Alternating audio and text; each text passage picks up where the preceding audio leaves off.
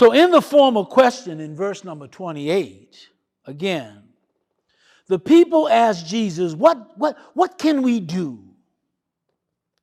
And Jesus provides a spiritual understanding by saying, believe in me whom God has sent as the Son of God. He's making the message of this truth as crystal clear as he possibly can, because he knows that living in a fallen world, being wounded by other humans, being mistreated by the government, having turmoil in our own family structure corrupts our thinking. And Jesus is breaking into that. And he's trying to say what's most worthy as you go through this journey is that you believe who I am and that you believe in me to offer you what you really and truly need in this life and in the life to come. Now, the key is this, if I might offer this insight as my own assessment. The motivation, then, keep in mind, we're talking about these followers. We ain't talking about you.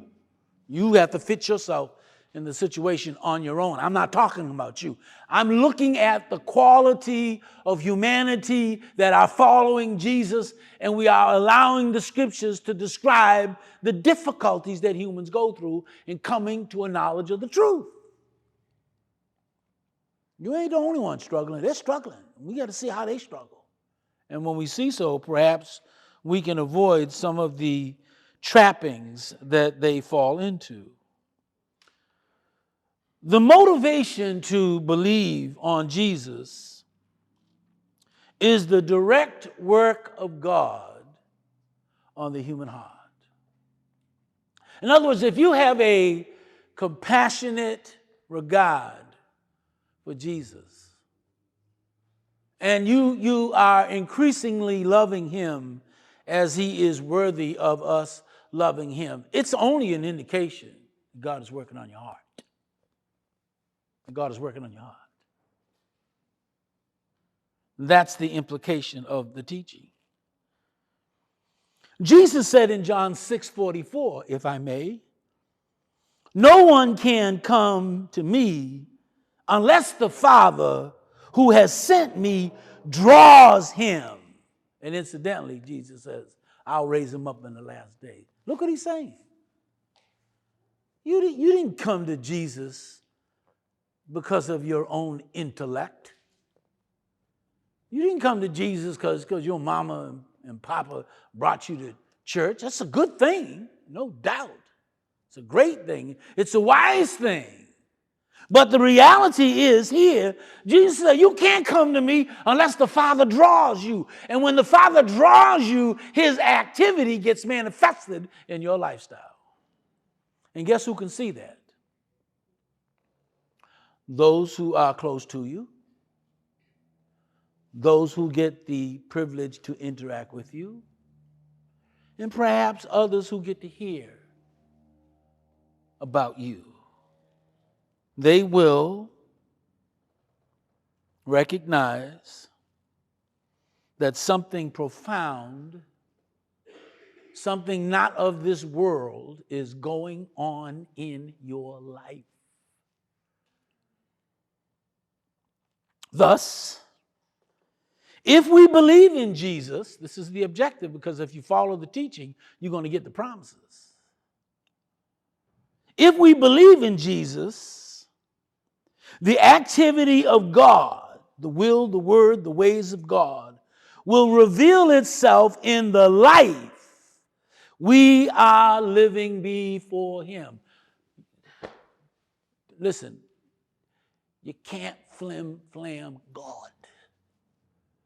You can't flim-flam him. Because if he is working in you, we can see the activity of God. Your spirit reveals it.